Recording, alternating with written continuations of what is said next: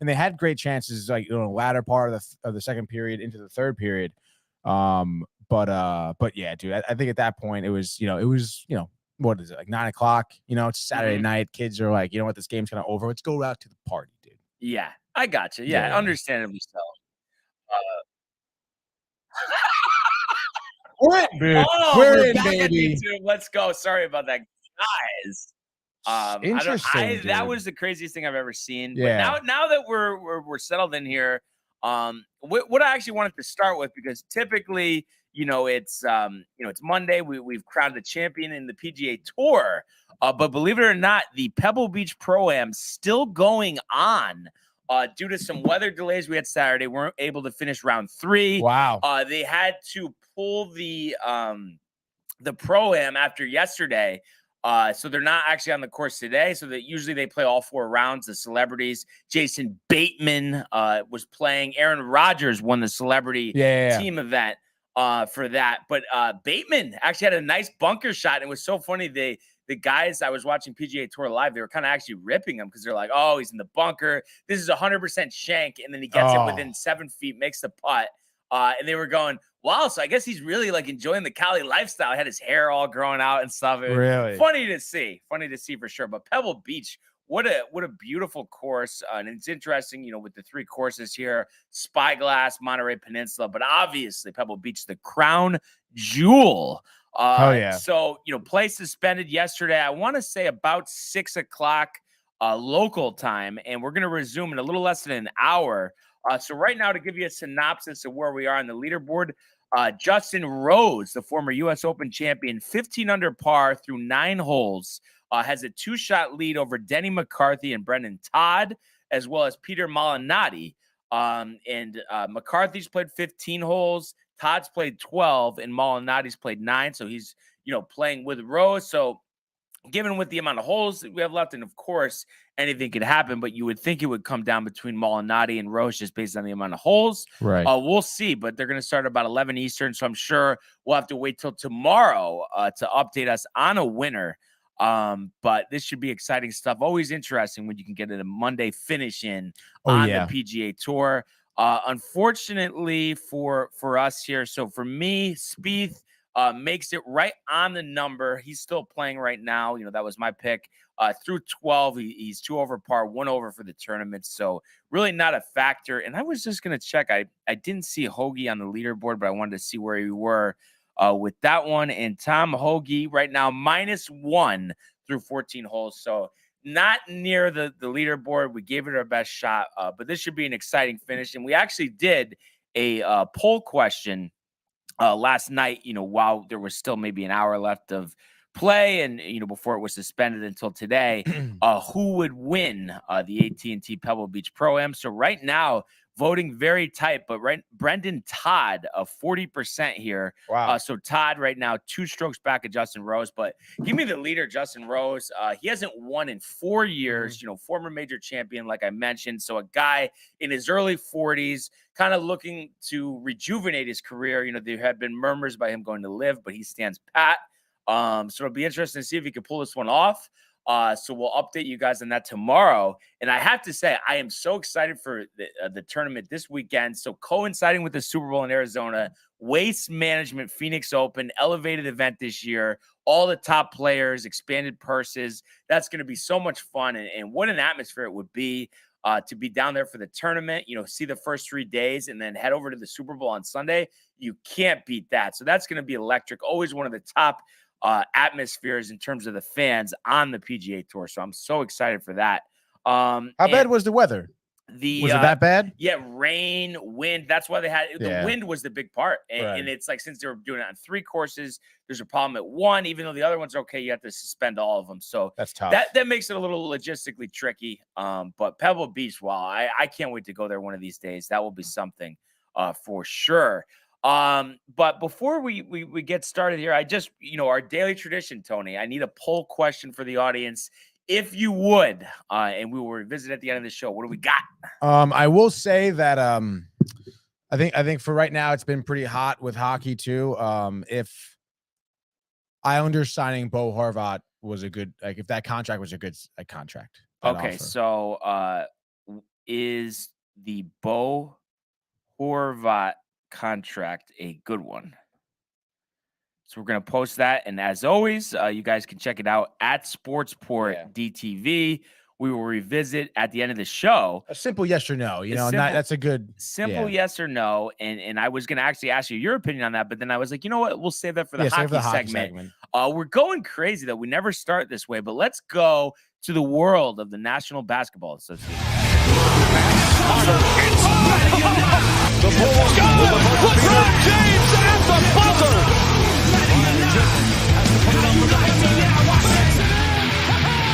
He banks in the three, and the Lakers win the game. All right. So everybody knows the big news that came down yesterday. Kyrie Irving, no longer a Brooklyn Net, traded to the Dallas Mavericks to team up with Luka Doncic. So the parameters of this deal, when you take a look at it, so obviously Irving goes to Dallas, and in return, the Nets pick up Dorian Finney-Smith, with 3-and-D, really good defender, not much of an offensive player. And then actually former Brooklyn Net Spencer Dinwiddie coming back, as well as an unprotected 2029 first-round pick and second-round picks in 2027 and 2029. Also, Markieff Morris going to the Dallas Mavericks as well. It'd be interesting to see if they end up keeping him or just waiving him. But obviously, this is a big bombshell, and this had come after, later in the day on Friday. Kyrie, demands a trade because the Nets don't want to give him an extension.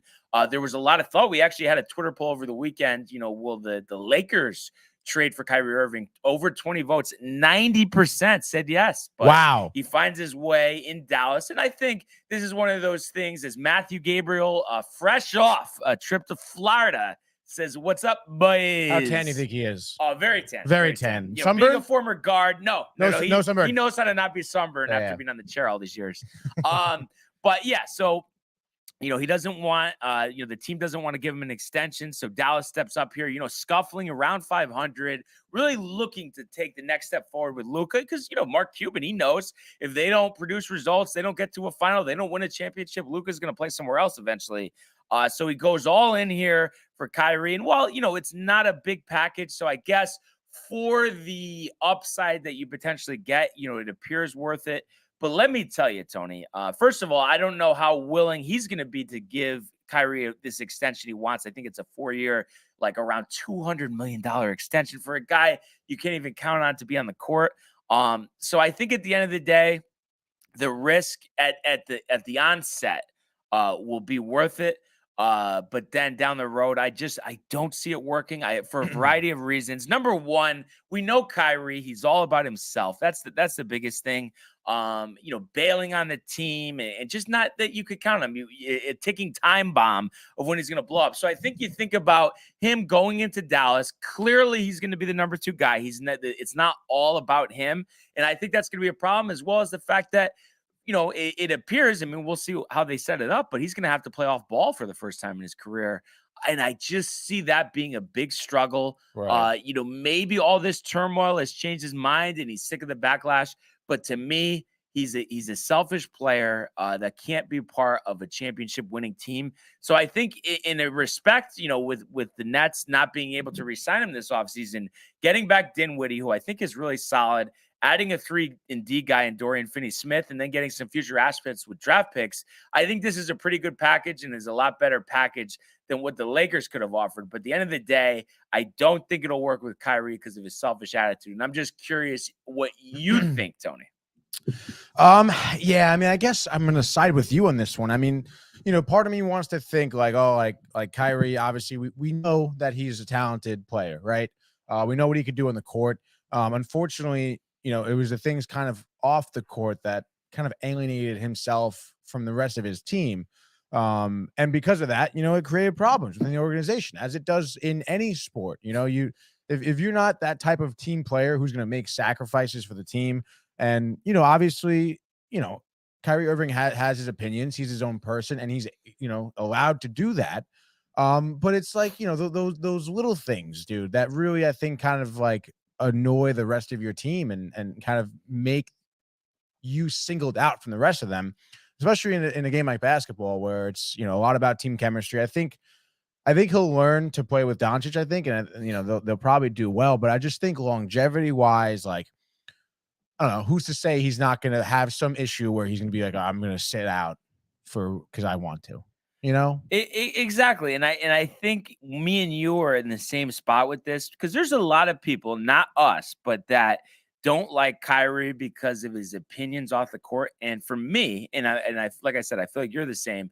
It's not even that for me. It's the fact that he doesn't appreciate the opportunity that he has, and he has no loyalty to his team, to the league. He thinks he's bigger than that. And I think that's the problem. If he was, all these crazy opinions, but he's buying in, he's a guy, he's a leader, he wants to win, then that's fine. But he's not, and that's the problem. And that's why I can guarantee Kyrie Irving is never winning a title again. I can tell you that much. I can personally guarantee it, Tony. How much of a leash do you think the Mavs are going to give him? Well, I mean, they have him for the rest of the season. So barring like him completely blowing up the locker room, which sounds ridiculous, but we've seen it's far from a guarantee that won't happen. Right. So when you think about that, I mean, it's anybody's guess of how this is going to go. And then also, like, Dinwiddie's been a solid player for you. You trade Dorian Finney-Smith. The team needs help as it is. So I think in order for this to really have the best chance to work, they need to make some other moves too to really strengthen this team. I mean, they're a muddling 500 team, and with Luka Doncic on your team, that's unacceptable. So obviously they hope that they're going to get a bought-in Kyrie for the rest of the season, but I question it. And I think a big part of it, all of that stuff aside, but the fact that he has to be off ball, I think is going to be a problem. He wants everything to be about him, and he wants to be in full control. So when you have a superstar like Luka, who's expected to be a future multiple-time MVP and potentially the best player in the game at one point, if not already, Tony, I think that's just so much for him to be a sideshow. I just don't know how his personality, his sense of, just being the guy, how that's going to be affected. Right. And we do have some comments. Oh, we have quite a few comments here. So going all the way back up to Matthew here, he says Nets say they may flip Dinwiddie. I kind of like that. I feel like they need to kind of retool over there. So yeah, the thing is though, if you're gonna keep Kyrie though, not Kyrie, but KD, I think he needs as much help as he can get. I mean, obviously, if you're gonna get a big package for Dinwiddie, sure. But I just think, like with KD there, I mean, you kind of try to win, no? Oh yeah, very true. And you really don't know, I guess, how much longer he's going to be there for, huh? Yeah, exactly. So it'll be interesting to see if they do that. I mean, if they get some good pieces, maybe they will. Good pizzas, yeah. If they get some good pizzas, I said pieces. Yeah, I know. It just sounded like pizzas. Matthew says, "You got a little tang. Gotta be careful out there, son." And he goes, "I appreciate that, Barnes." Chris Ortega comes in with another great Monday at Downtime TV. Let's go, Christopher. He does. Oh, he says Mark Cuban had to be jumping out of his seat hearing the news about Kyrie. Ha ha ha ha. And then Ortega does also comment, Lakers don't really need to trade for any star players at the moment, to be honest. And we'll get to that. Well, any like star players I see. Like, no, but I'm saying I think he's saying that because they have no chance, or that LeBron and AD should be enough. I mean, anytime you have LeBron and AD, it should be enough. But you would think Chokery knows, as he comments, Kyrie's the most selfish player I have ever seen, he says. We always appreciate Chokery tuning in, but me and him have talked about this many times. I mean, he couldn't be more right about that. But I was going to say, too, he knows the mess that the Lakers front office has made of this roster. And Kyrie would be a Laker. Not to say that it would be a good thing, because I think he would bring some turmoil. But he would be if the Lakers had a better roster. But they had no one to trade. Right. I mean, Rui Hachimura, they just picked him up. He would be the best asset to trade along with some draft picks. So that's why Kyrie is not a Laker, which most people expected. But this is going to be obviously much must-watch TV, but like I said, I mean, Kyrie has, if you think about it, every stop that he's made, at the end, miserable in Cleveland. At the end, miserable in Boston. At the end, miserable with the Nets. Where has he been happy? Is he really going to be happy here? The only reason why maybe Mark Cuban has some optimism is that Kyrie, you would think, would respect a Hall of Fame point guard like Jason Kidd, who will be his coach. Right. Would he? I mean, I guess he's got a shot. But like I said, I just don't see it working. But we'll have to see, what happens and what other moves are made, and we'll obviously keep you guys posted there. I just wanted to run over it quickly. Unfortunately, and like I said, we always try to give it our best shot. The picks on Friday did not go the way we planned. Only 3 and 5, Tony, for the spread picks on Friday. But the NBA is just so crazy. I mean, the stuff ridiculous happens every single night. And one thing that was actually ridiculous, before we switch over here, that I wanted to get to was the Knicks and 76ers, nationally televised game yesterday. And the Sixers at one point were up 21 points and end up losing to the Knicks. Really, played a great first quarter, outscoring them by 11. And then every other quarter after that, 9-point deficit in the second, outscored the Knicks by 1 in the third, but then outscored by 14 in the fourth to lose 108-97. So it's just, once again, a tale of two Knick teams. We've seen this all season. They're 3 games over 500, and they did this, despite not having RJ Barrett. Obviously one of their best players. He was out with an illness.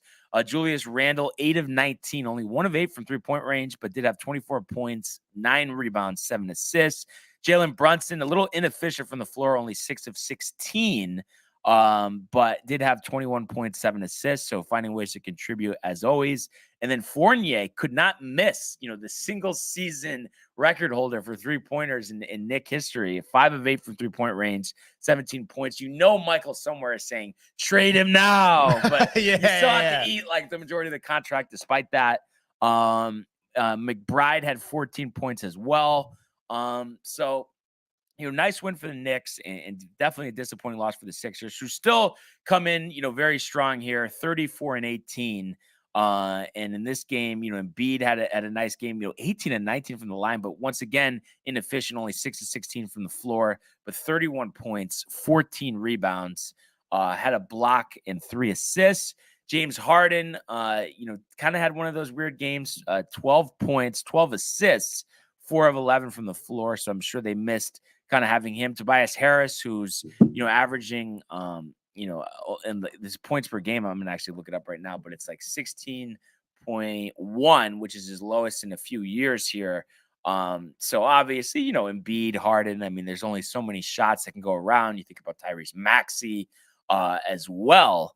So kind of interesting situation there with the 76ers. But I think the key for them is Embiid, Harden, Harris, all playing their best basketball, all healthy down the stretch. They're going to be a tough out, come postseason time. And it's interesting with Harden because there was a lot of discussion, middle of last year, boy, like he's cooked. And then kind of once he got traded to the Sixers, he looked a little better this year.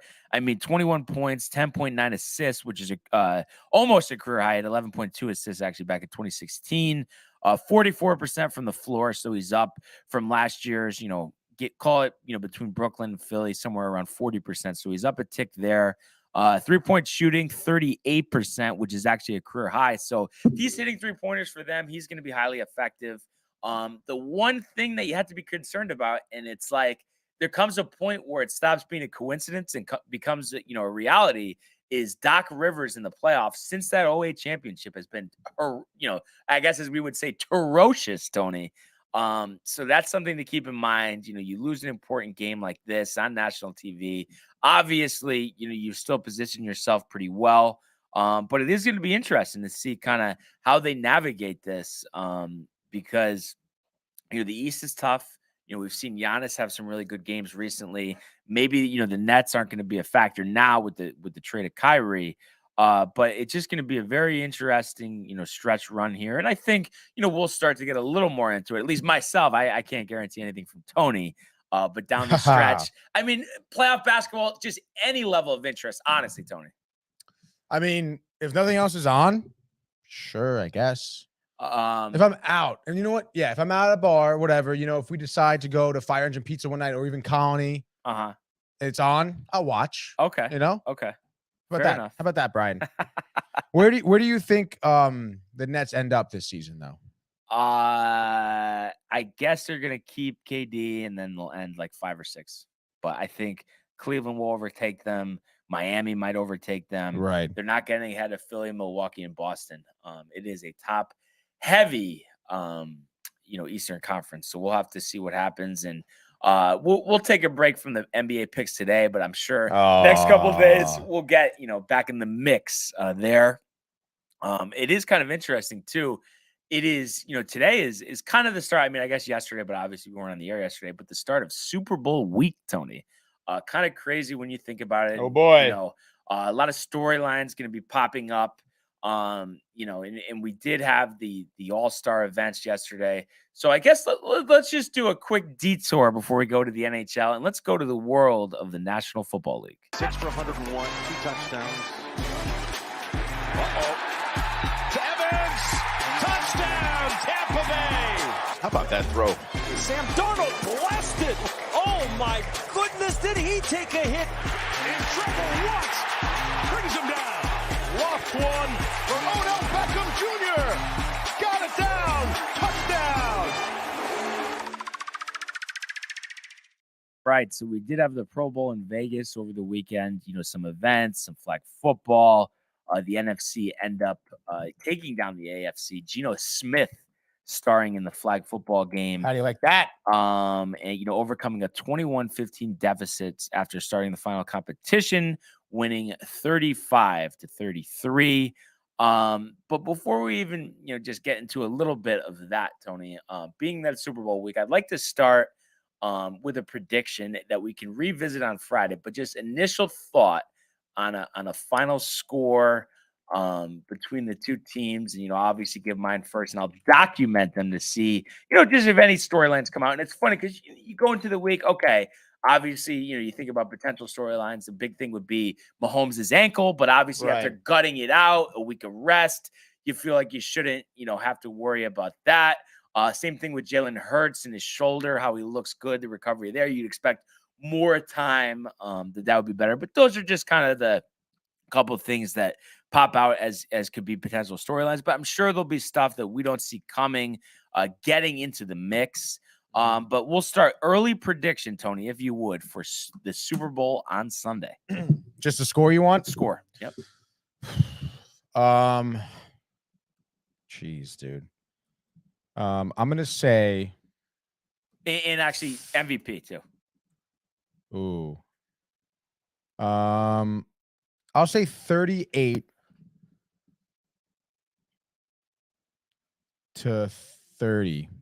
38-30 in favor of the Eagles. Okay. Who's the MVP?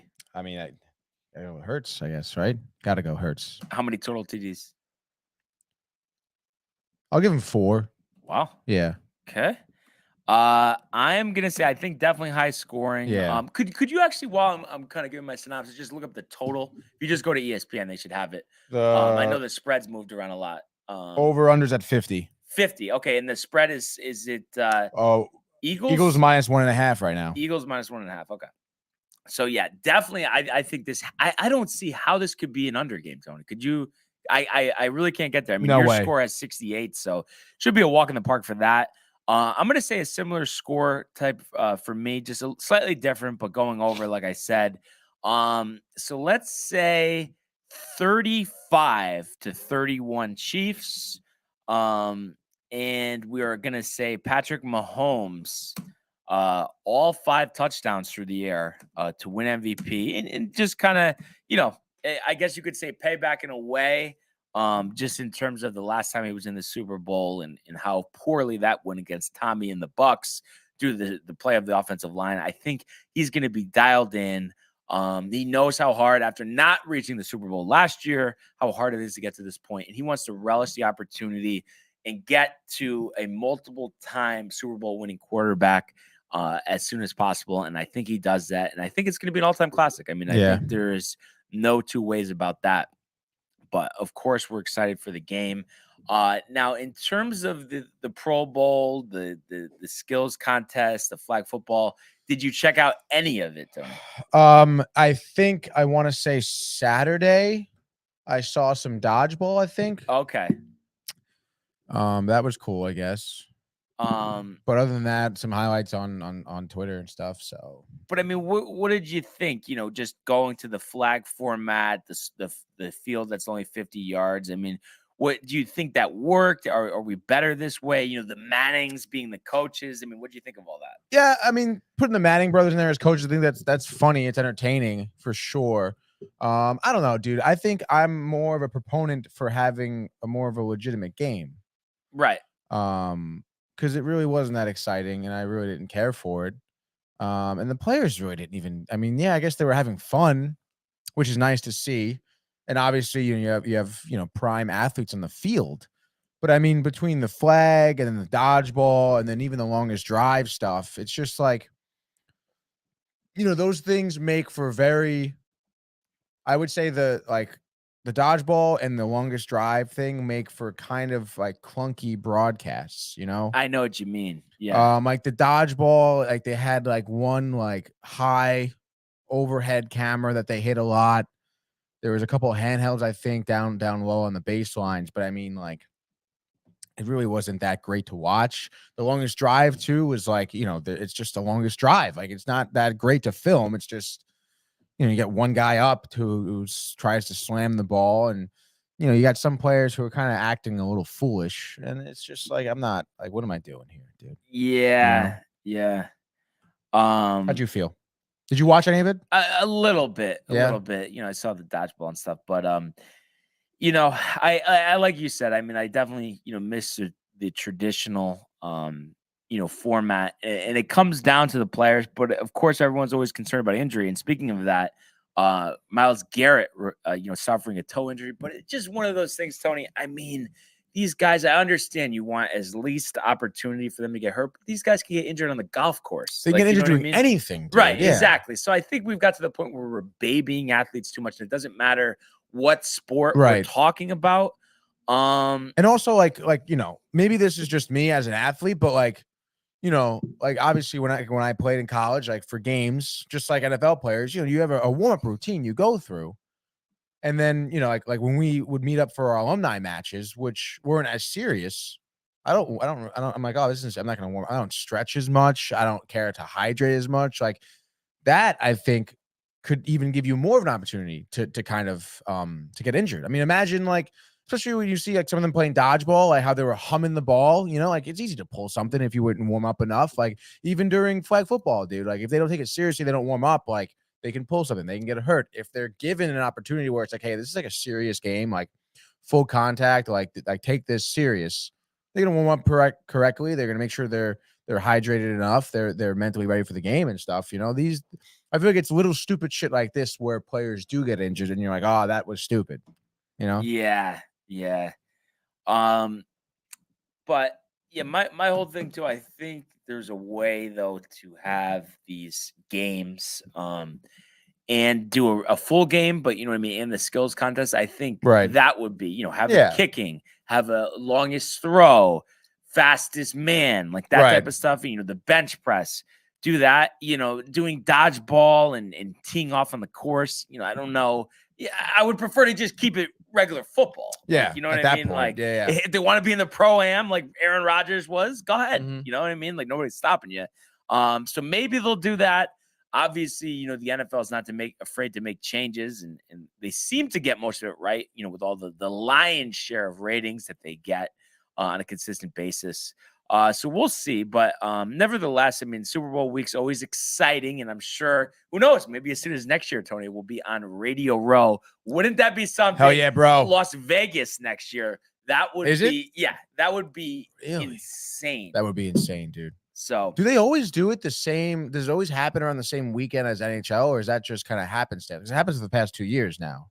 Yeah, I mean, the Super Bowl never changes, so I think it's more in terms of the NHL schedule and when they have to have it. So actually, you, would know better than me in terms of like when the All-Star game was always. Is it always near the end of January? It is always near the end of January, but I think it has flopped like weekends sometimes. Okay, so that's probably what it is. So busy couple weeks between that. Obviously the NHL stuff in terms of the golf being the same week and at the Super Bowl site, which is crazy. So a lot of stuff to talk about, but let's switch now to the world of the National Hockey League. Here's Matthews. Scores! Patrick goal! My goodness, this is a great shot. Big hit on the far side by McCarr. He flattens Jordan Stahl. Oh my goodness! Gets the gun right back. Terrifying and robbed by Shesterkin. That's brilliant from Igor Shesterkin. It's a breakaway to win it in overtime. McDavid scores the winner in overtime.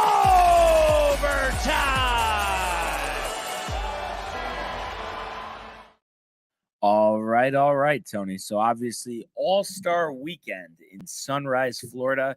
We had the skills contests, and we had obviously the tournament for the 3-on-3 All-Star game. And basically what we got at the end of the day is the Central beating the Pacific 6-4 in the first game.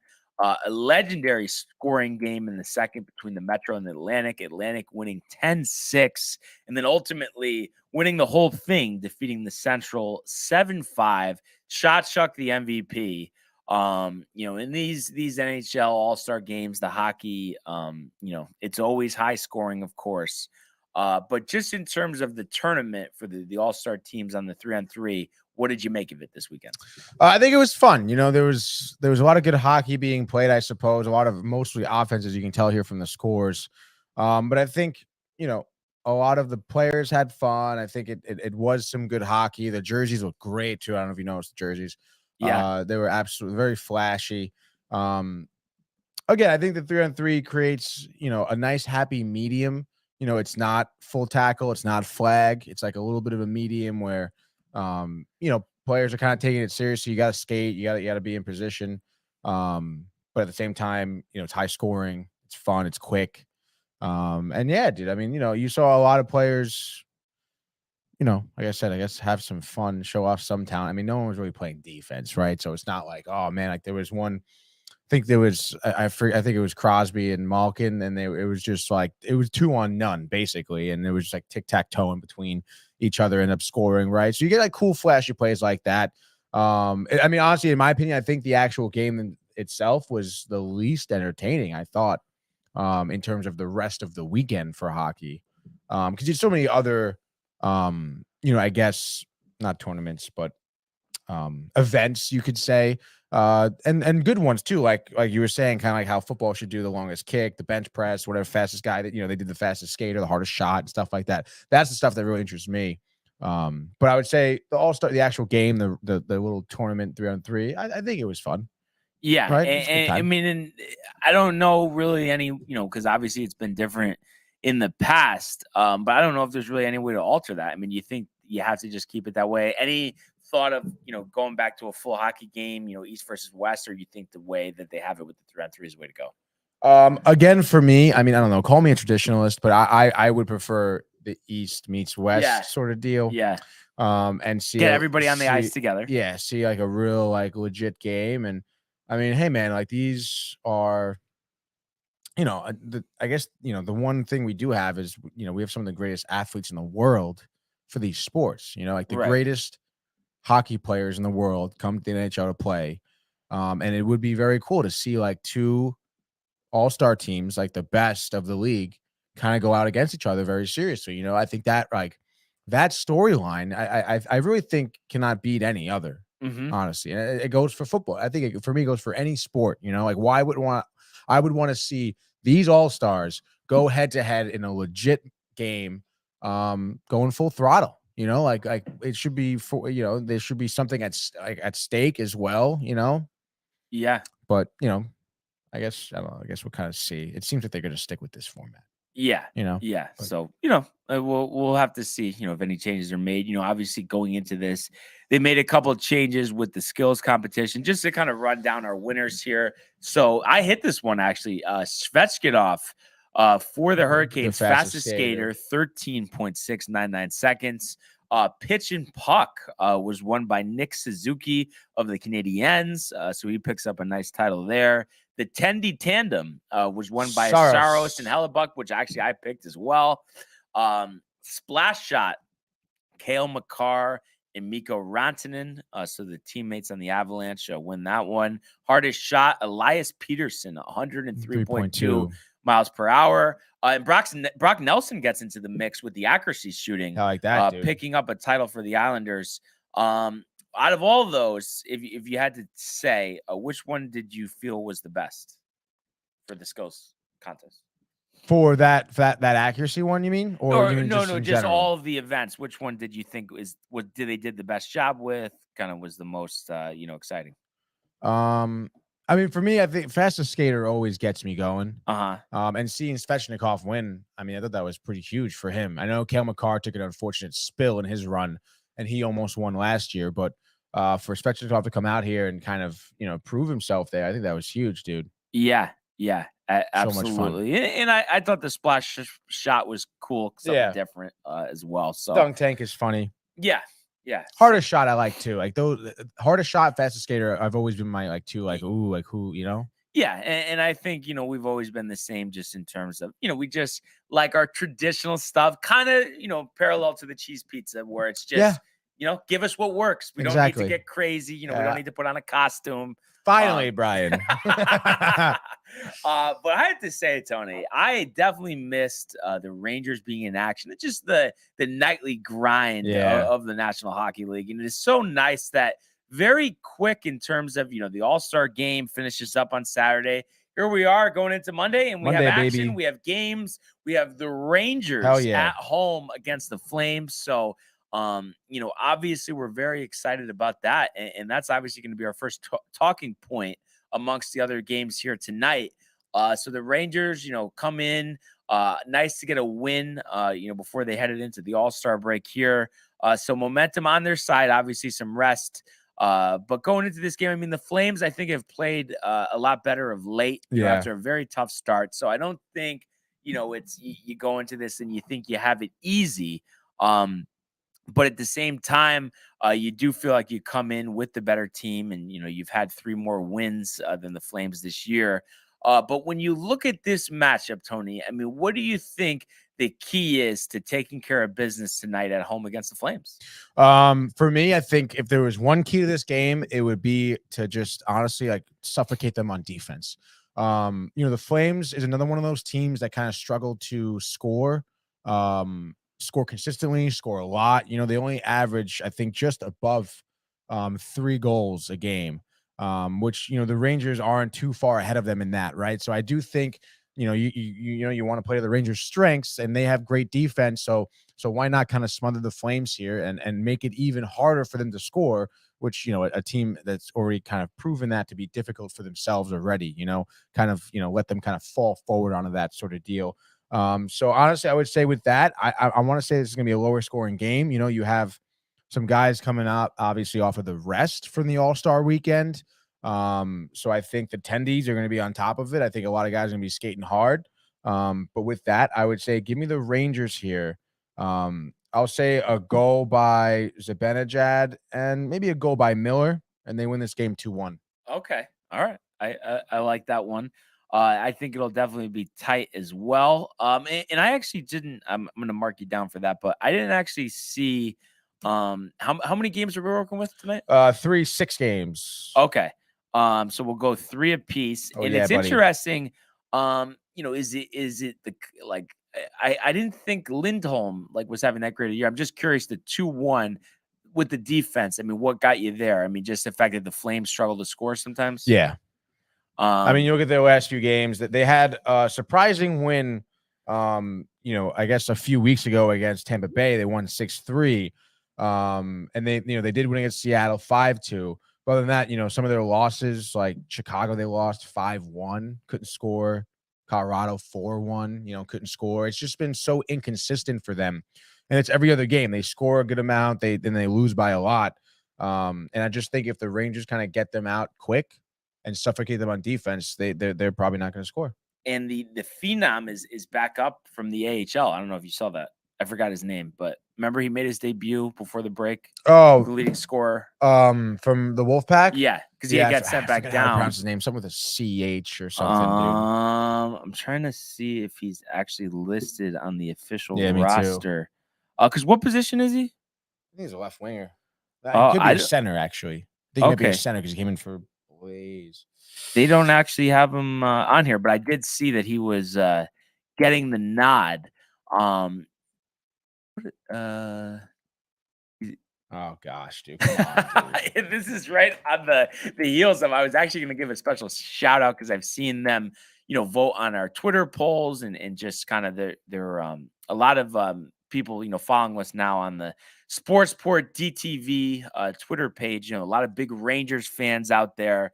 So we really appreciate them watching the show, and definitely feel free to comment and let us know your thoughts. Obviously, you really want to start out this second half, on a better note than you started out the beginning of the season, because there's an opportunity ahead, but you're going to have to give it your best shot. And the way that they started kind of set them back a little bit. I think they could be in a little better position had they not got off to that uneven start. But luckily for them, riding the ship, right before the All-Star break there.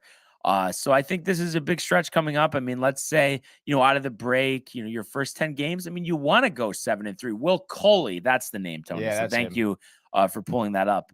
Daily face-off, dude. Lineup combinations. Daily face-off line combinations. What would we do, Tony, without daily face-off? Absolutely love it, dude. It's interesting. So the line is set at 5.5 for the total. So you're saying hammer the under, Tony. Hammer the under, dude. It's uneasy though. 5.5. You can only have 5 goals, but we definitely have seen the Rangers have some lower scoring games as well as the Flames. I'm telling you. And it's amazing. Like, do you think had they never gotten rid of Gaudreau, that they would be in like a similar spot to the way they were last year? That just completely changed everything, and it's really just taken them a while to get the chemistry with Kadri and Huberdeau? Honestly, I would say yes, but I mean, I understand Kadri is having an okay year in Columbus, but I feel like Gaudreau. Yeah. Gaudreau. I don't know. I just feel like he probably would have had that type of start anyway with Calgary too. I got you. We see so many times with those big seasons where the follow-up is, doesn't live up to that hype. So I don't know, dude. It could go really either way, but for me, I think they would be in the same spot if they had Gaudreau. And just to kind of give everybody a sense too. So after Calgary tonight, off tomorrow, and then Wednesday at home for Vancouver, off Thursday, home against Seattle, and then a road trip where they have 4 games on the road: Hurricanes, the Vancouver Canucks, the Edmonton Oilers, and then actually in Calgary against the Flames. So, you look at that schedule. I mean, there's some good teams there. So you're going to have to come out of the break, with your best foot forward. And I do anticipate that tonight. I just think we've shown this season, that we're a better team than the Flames. So I think it's time to prove that. Hell yeah. And you looked really good against Vegas the last game before the break. The Toronto game was tough, but then before that, you were home against Florida 6-2. So you want Igor to come out, because I think what they're going to do, having actually 4 games this week, which is a lot when you really think about it. I kind of think Wednesday will be the Halak game, and then this way they'll have Schuster. Oh, actually, no. Okay, that's interesting because the Friday, Saturday back-to-back. I guess Seattle will be the Halak game, and then because I don't see how you could play Halak in Carolina on Saturday. Yeah, that's true. Boy, that's a tough schedule. They have all these off days for the break, and then they have that type of schedule coming out of the break. That is pretty crazy. Schedule makers not doing us any favors. No, they don't like the Rangers, I don't think. But I'm going to go actually with another team from the area and take the Devils here at home against Vancouver. And I know, the Devils had some struggles, after that hot start. And Vancouver has had some wins, against teams you wouldn't anticipate. But I think, the layoff here with the All-Star break, the Devils will be fresh. Jack Hughes will be raring. And I don't think this one is going to be close. I think the Devils handily defeat the Canucks here 5-2. Give Hughes 2 goals here. Maybe 1 for Jesper Bratt as well. Nice, dude. So that's my first pick. What do you got for number 2, Tony? All right, dude. This next one, and I'm pretty hyped for this, right? I'm gonna take the Islanders, dude. We know about Bo Horvat here. Just get the extension today and everything. Was it $85 million over 10, or what was it? No, it's $33 million over 6. Really? Yeah. I don't know why I thought I saw something complete, and then I saw the GM didn't say the contract was too much money. He didn't even want to talk about it or something. Was that serious though? Maybe it was a joke. But I just thought, because is that Lou Amarillo? Yeah. Okay. 8-year extension, $68 million. 8 years, 68. What did I say? You said 33 3. over 6. So 68, 8 It's 8 and a times half. 8 is 8.5. Like, yeah, Okay. that's what I I thought. thought so. Yeah. So 27 years old, that'll take him through his age 35 season, bump up from 5.775 million he's making this year. So I'm guessing you're saying, given the way he's performed, his age, that you feel this is a good deal? Honestly, and I would like to see what the Twitter poll says towards the end of the episode here, but I would say, yeah. I mean, realistically, when you look at how other people are getting paid around the league, especially, as a Rangers fan, like I would take that deal over paying Trouba $8 million a year for sure. And I mean, I understand maybe it's more than what you thought, but I mean, dude, like, he's been trending upward like his entire career. He's a captain of Vancouver. He's a leader on the ice, leader off the ice. He's someone that you're bringing in to do a certain job. And it's to score. And the man has 32, 31 goals, I think, on the season. He's going to come in here, and not only that, he's a better center than Matthew Barzal, right? So Barzal, I think, is getting pushed to the wing. And then, Horvat's going to come in here as center. He's going to win faceoffs. He's going to free up Matthew Barzal, too, for some opportunities to score. I mean, I think it's a win-win situation. And, in reality, like, I feel like, they trade for Horvat. Islanders fans were kind of tight in the sense where, oh, well, if we don't sign him, it's going to be all for nothing. And then you give up a first-round pick in Ratty. Yeah. And it's like, well, now you sign him to a good contract. Like, he's going to be good for the rest of his career, dude. He's a great player. Again, someone who was elected captain of the Canucks, who, isn't a terrible team, mind you. And not a great team. Not a great team, no. But he was great on the team. Right. He was by far the best player. And you know what, dude? The Islanders, like, you were struggling to score. You had a huge issue, a huge hole. It was a disappointing season, I would say, so far for them. And, at this point, you kind of have to strike while the iron is hot, because you have an opportunity to kind of look at, pursuing the Penguins and the Capitals in the standings. And you have one of the best goaltenders in the league. You have two of some of the best goaltenders in the league. Not to mention, Brock Nelson's having a great year. And if you bring in Horvat to add to goal scoring, and then it'll allow Barzal to score some goals as well. I mean, you're looking at what could be a pretty dangerous Islanders team that could pursue the playoffs and possibly make a push in there. Yeah, absolutely. And you have like kind of the face of your team now. I mean, I know Sorokin's obviously been great, and some other guys, like you mentioned, have had some decent years here. Brock Nelson being one of them. But I just think by far he's your biggest threat on offense. You mentioned the scoring problem, so I don't see how this could be a bad thing. And I know Right. It's funny because especially us, we're used to seeing baseball contract, football contracts, basketball contracts. So 85 seems like nothing, but to hockey, that's like whoa, It's a lot. You're just given the way salaries are. But I think, I mean, you didn't have a choice. I think it'll be a good trade. I was talking to Corey about this. He said fans were a little upset about Ratty going, but Beauvillier, is that how you say it? I think you said right. Yeah. Beauvillier. They were happy for him to get out of town. So, and then before this is extension, he said, oh, well, the key is getting the extension done. They could try to flip him. Obviously, with the extension, he's staying. So I think it's a positive thing. And I could see why. Now, definitely making his debut tonight. Yeah, I'm pretty sure. And what's the? I kind of cut you off when you were He's got it. Talking about the game here. What's the matchup we got with the Islanders? It's against the Flyers here in Philly, and the Flyers, by the way, Brian. Yeah, 500 team right now. There you go. Which is pretty surprising. Torts? Yeah, Torts has definitely got something going right. I thought it was washed. That's what you told me. I know, you would think, right? He's still washed, dude. Don't worry about it. Willie Randolph. Honestly, dude. By the way, Horvat, yes, confirmed. First line here with Josh Bailey, Matthew Barzal. I mean, look at that, dude. This team should be so much better. They really, dude. You have like 4 really good centers. Matt Martin is a great body. Zach Parise, I mean, he's probably like 37 years old. Andres Lee. Andres Lee is great. Cal Palmieri is great. Jean-Gabriel Pajot is great. And then your defense, maybe that's where they kind of suffer a little bit. Sebastian Aho, the other Sebastian Aho. The other Aho. Noah Dobson's okay. But still, dude. And, having Bo on the power play is going to be huge for them. Honestly, I'm thinking tonight, Islanders, 5-2. Take the over, Scoring, 5.5. baby. Let's do it. So it'll be interesting to see how Horvat looks in his debut. To me, this is a cakewalk. And I think, they won some games before the break, but give me Dallas, who I don't even like here, to blow out the Ducks. I think rested, Robertson off the appearance at the All-Star game, 33 goals, 33 assists. I know, like I said, I've been down in Dallas, not thinking they're one of the best teams in the West, but he's having a great year. I mean, anytime you could have 66 points before the All-Star break, you're doing something right. Stars 13, 5, and 6 at home. So I think this one total set at 6. I think it's going to go under just because I don't think the Ducks are really going to score here. So give me the Stars. I'm going to actually just say shutout, 5-0. Wow. Done. What's your third pick? Stars aligning, dude. Stars are aligning. I'm looking at it, and I don't know, dude. And Florida's been playing great as of recently. So besides honestly, against the Rangers. Well, yeah, obviously, but I mean, when you think about it, they haven't really done well historically this season against the Lightning. But again, 3-game winning streak. They beat Boston. We saw that. They beat Minnesota. Beat LA. Oh, sorry, no, that's Tampa Bay. They did beat Boston in overtime. They did beat Minnesota as well. Lost to LA though.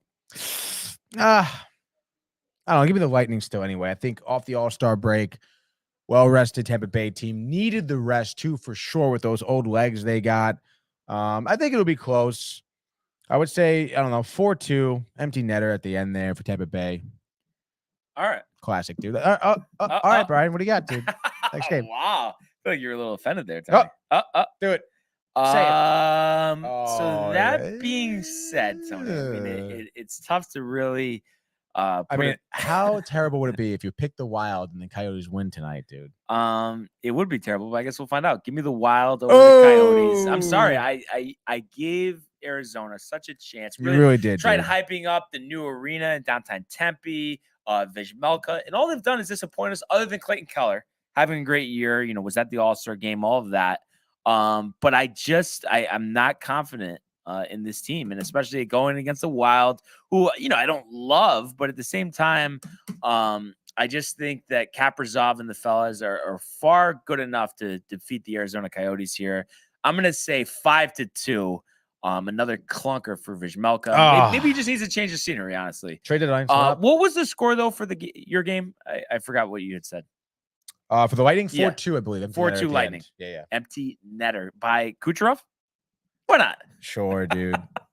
So, what were you going to say? No, I was going to say a team that should really pursue Vizmelka. The Oilers? Buffalo, that'd be interesting. Buffalo needs Ludo, whatever. You don't think so? Oh, Luukkonen? Yeah. Luka Kakkonen, whatever his name is. No. And even so, they still have I always forget his name, dude. The bald dude who's been in the league forever. Not Mike Smith. Oh, Anderson. Craig Anderson, dude. Yeah. I'm telling you, they should pursue Vizmelka.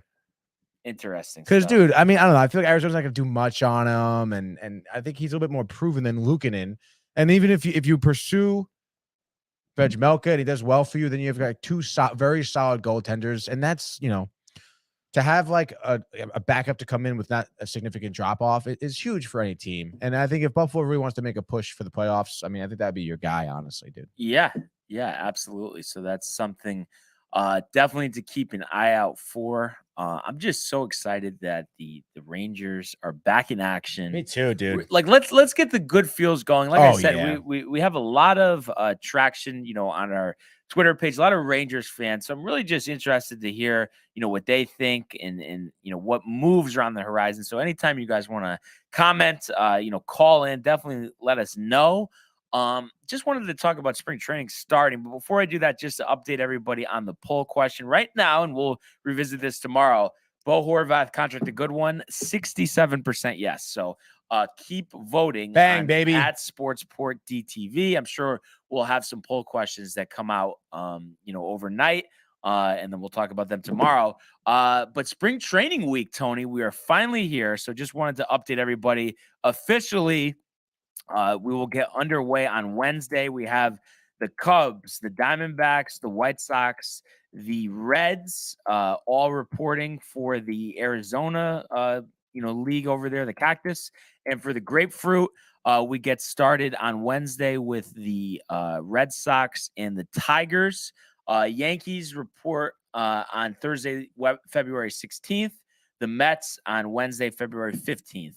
I'm just realizing that this is next week, not this week. Sorry. I think that's okay, the look. dude. That's the look you were giving me. I apologize for that. But next fine. week, Tony, we will get underway with pitchers and catchers.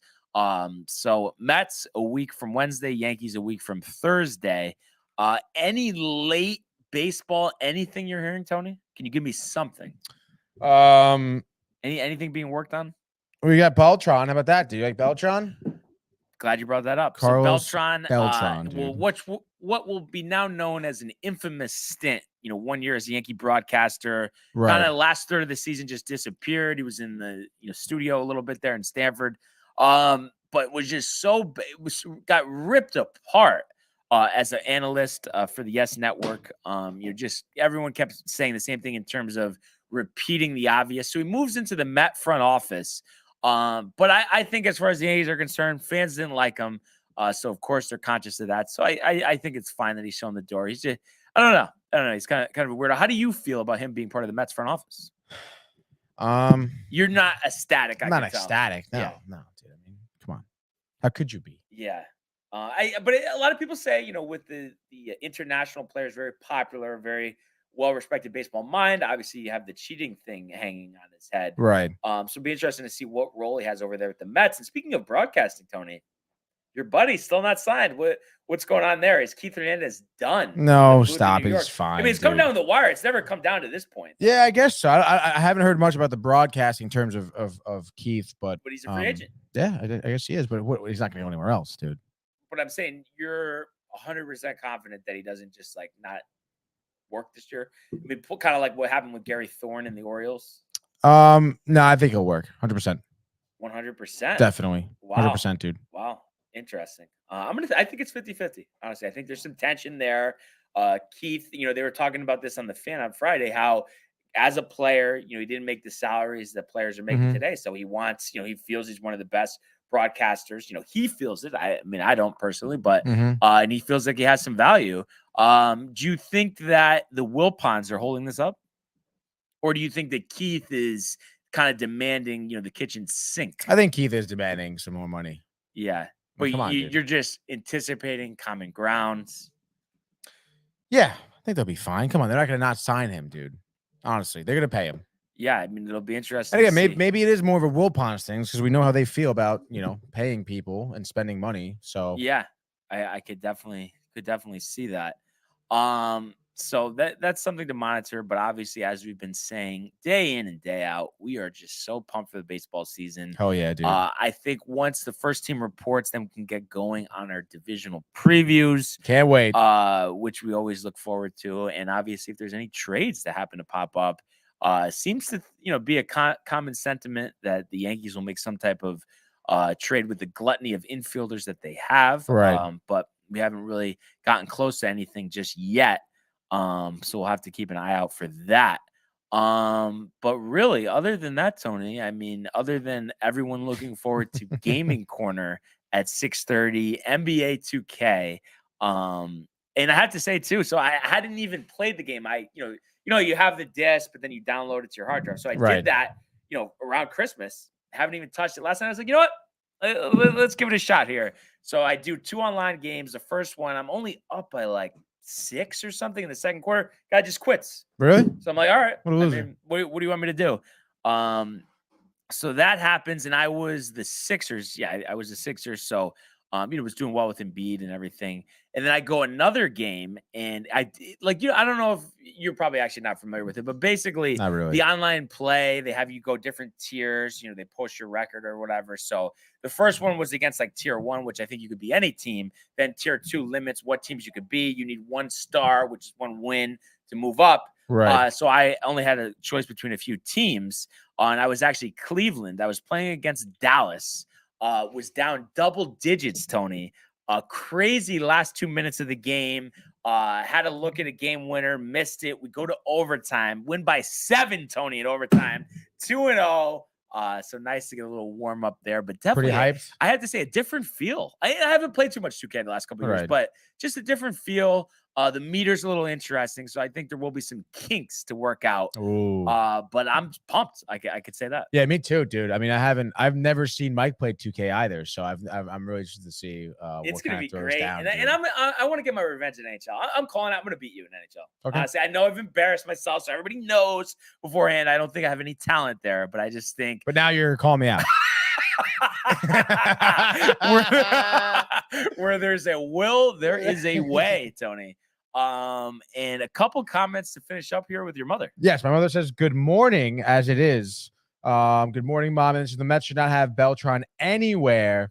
The Wilpons can't afford it in terms of Keith. And then she said that she misses me so much. I mean, who doesn't, Tony, right? I know, honestly, dude.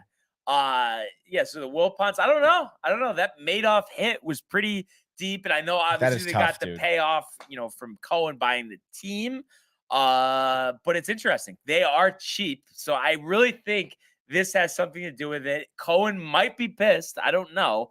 But I just know the sentiment against Mets fan. I mean, I just know it just from hearing on the radio and you listen to Boomer Esiason, obviously a big Met fan himself, that Mets fans are gonna be pretty upset if this doesn't get worked out. Oh yeah, definitely. They just love the three of those guys in the booth. Yeah. So it's a little drama to play out here. I would say before the season starts. So yeah, I know, over nothing really, but it's fine. It's not gonna affect the season. I wonder though, like who is it? Todd Zeal, like. Who's like the backup option to replace him? Scott Gelbs, maybe. Oh, Steve Gelbs. Steve Gelbs. Yeah, I'm not a huge fan of him. Is there anybody else that's like a former player that rotates occasionally in to the booth or no? Former player. I know Zeal's usually in the studio, and I'm not a big Zeal fan to be honest either. He's a little bit of the chief, but get Piazza, get David Wright. They would probably get Wright.